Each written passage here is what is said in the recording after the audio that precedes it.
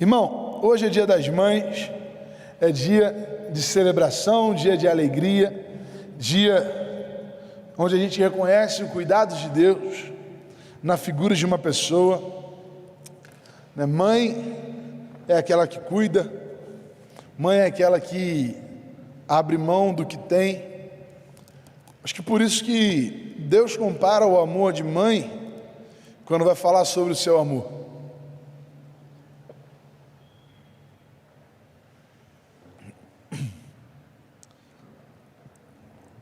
Deus fala que pode uma mãe se esquecer de um filho, mas nem assim Ele se esqueceria de nós.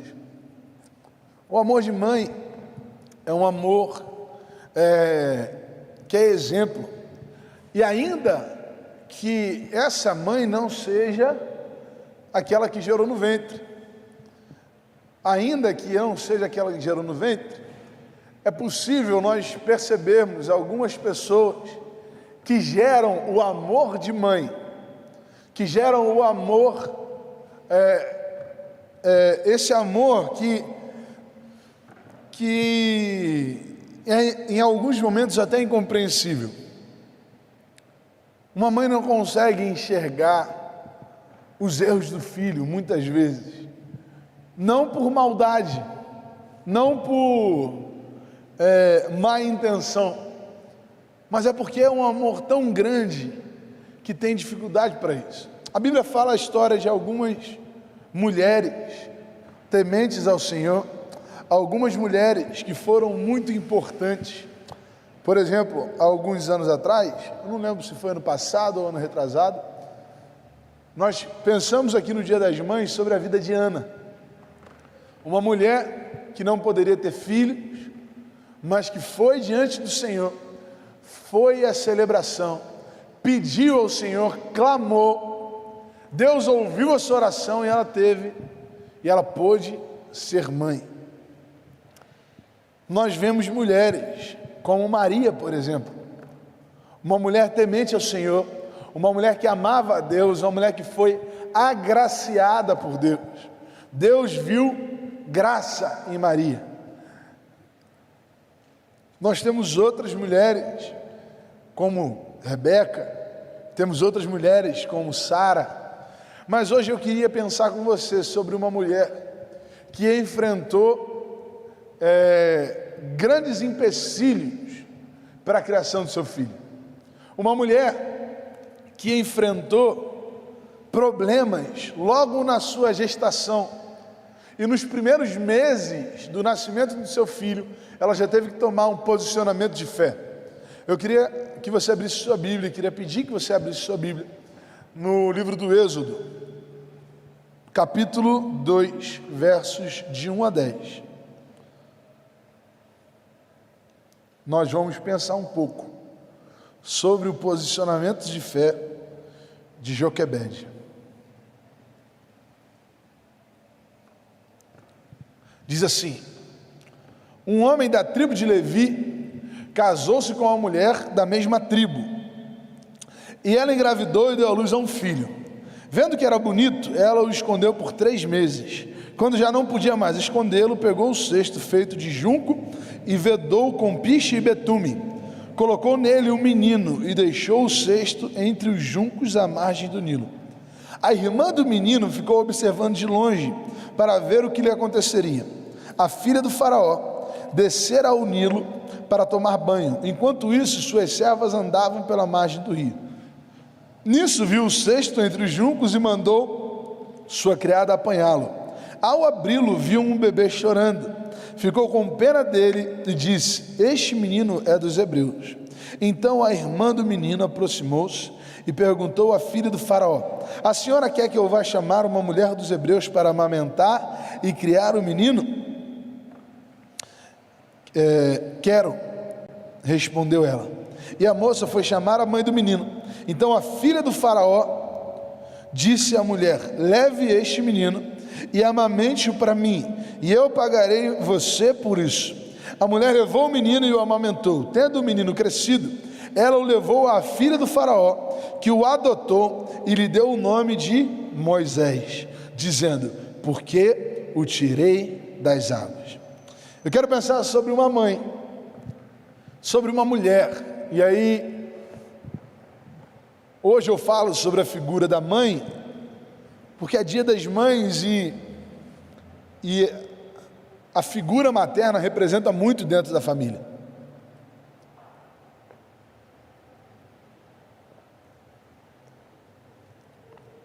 Mas eu quero pensar sobre alguém que é temente a Deus e tem discernimento sobre a vontade de Deus para a sua família e tem discernimento sobre a vontade de Deus para a sua própria vida. Nesse tempo, o povo hebreu habitava no Egito, certo? Era um povo que havia chegado ali, fruto do direcionamento de Deus sobre a vida de José. José, quando foi vendido pelos seus irmãos, os irmãos, não vou entrar na história de José, mas ele foi até o Egito, e causando grande fome no mundo inteiro, através da sabedoria de José, não havia fome no Egito. E aí, a família de Jacó, os irmãos de José, foram até lá. José então acolhe a sua família. Os filhos de Jacó passam a habitar no Egito. Só que, meu irmão, quando Deus nos abençoa, quando Deus está à frente, os nossos projetos, os nossos sonhos, os nossos objetivos, eles prosperam, eles crescem. Quando Deus está à frente da nossa vida, as coisas vão acontecendo naturalmente. E aquele povo começou a se multiplicar dentro da nação dos egípcios. Eles estavam, inclusive, num lugar muito bom, porque José havia preparado isso. E eles começaram a crescer. E uma família de alguns milhares, porque quando a gente fala família, parece também que é pouquinha gente, né? Mas não, era muita gente que já estava chegando ali no Egito, na época de José. Aquele povo foi crescendo, irmão. Aquele povo que era uma família, agora, aquele grupo, na verdade, que era uma família, agora se transformava num povo. Ainda não era uma nação. Não era uma nação por questões constitucionais, por questões culturais, mas era um povo que habitava no meio de um outro povo, habitava numa nação estrangeira. O tempo foi passando e conforme as coisas aconteciam, surge um faraó que se esqueceu de quem era José. Não teve a mesma gratidão que outros líderes tiveram com a memória de José e da sua família. E ele começou a se questionar, afinal de contas, por que esse povo prospera aqui no nosso meio? Afinal de contas, por que esse povo habita aqui no nosso meio? Vamos começar a oprimir esse povo. Se eles precisam fazer um tijolo, agora eles vão ter que fazer 2. Se eles precisam carregar um saco de alimento, agora eles vão ter que carregar 2. Para que aquele povo parasse de se multiplicar na terra do Egito. E ainda assim, Faraó tomou a iniciativa de matar os meninos que nascessem no meio do povo hebreu. Parece um pouco com a história de Jesus até. Quando o imperador, né, quando é ordenado que todos os meninos judeus fossem mortos, com medo de um rei que viria. Na verdade, o medo de Faraó era da prosperidade do povo judeu, do povo hebreu, no caso.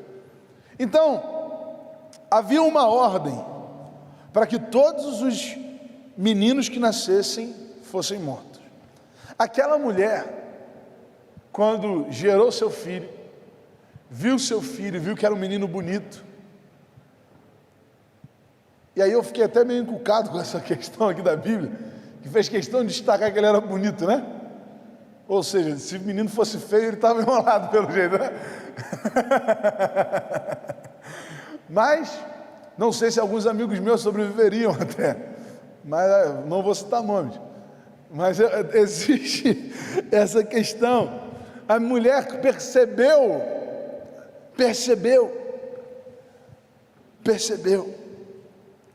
E uma pessoa, irmão, e aí nesse caso uma mãe, mas interprete você, se coloque nessa posição. Alguém, uma mãe, que quer abençoar a sua família, ela não se prende à sua própria felicidade. Imagina como é difícil para uma mãe se separar de um filho. Foi isso que Joquebede fez em relação a Moisés.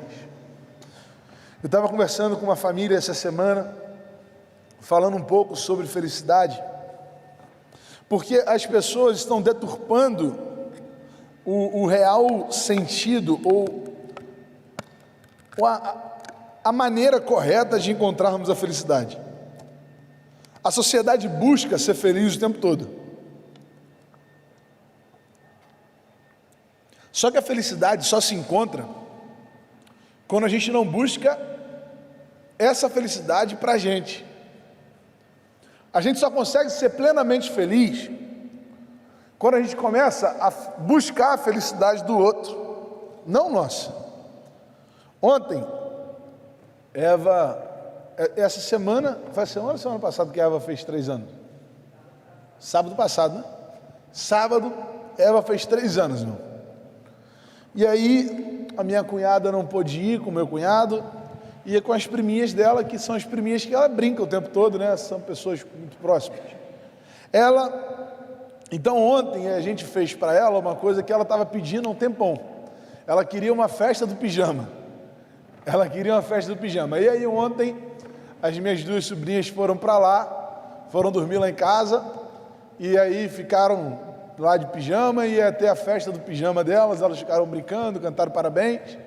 E aí quando Franci pegou a vela para acender, ela foi lá no fogão lá, né, acender, aí Eva saiu correndo lá do quarto para acompanhar a vela sendo acendida. Ela começou a bater palmas e falou assim: eu estou muito animada.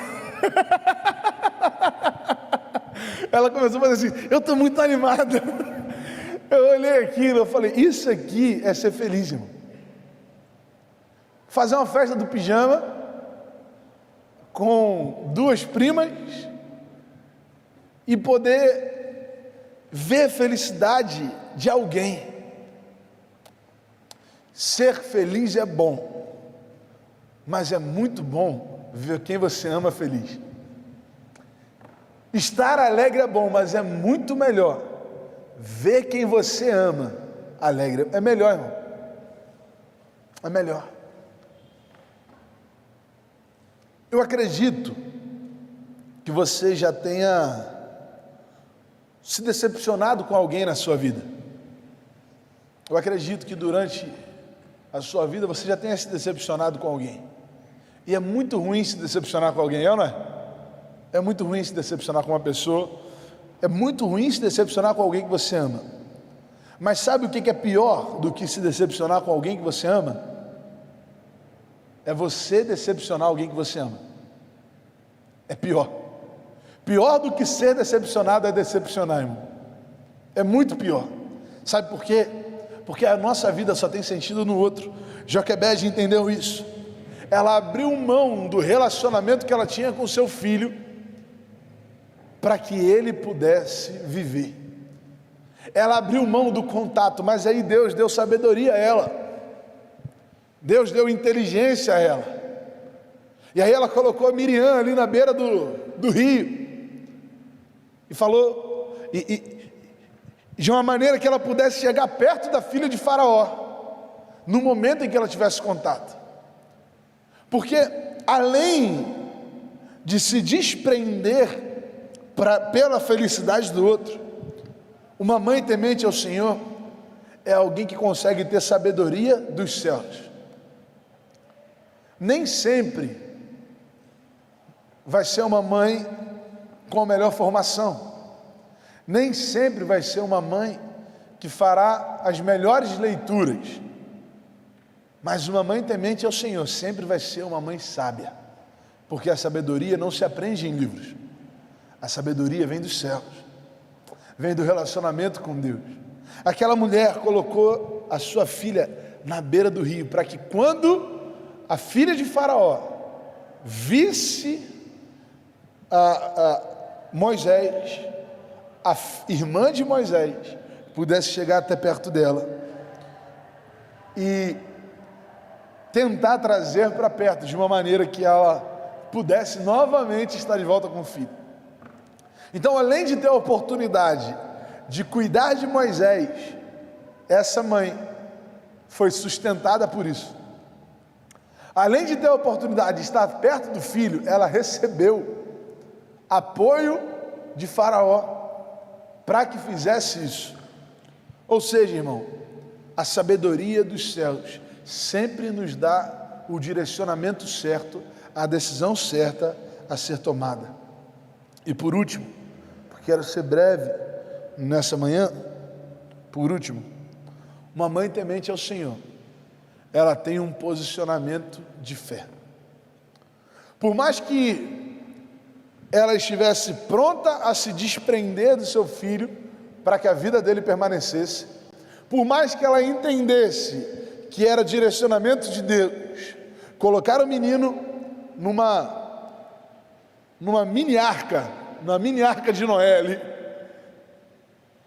com a irmã dele ao lado, por mais que ela entendesse que essa era uma estratégia de Deus para que a família dela permanecesse, ela teve um posicionamento de fé, zelando pela vida do menino, zelando, desafiando uma ordem que colocaria em risco a própria vida dela. Ela teve que ter um posicionamento de fé.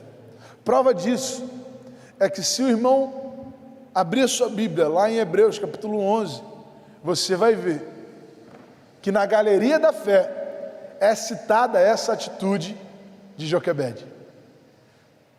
Entre grandes homens e mulheres de Deus, essa mãe é citada pelo seu posicionamento de fé. Por isso, minha irmã, você que está me ouvindo aí na sua casa, ou você que me ouve aqui, nessa manhã, aqui no templo, Deus espera de nós um posicionamento de fé para abençoarmos a nossa família, para abençoarmos a nossa casa.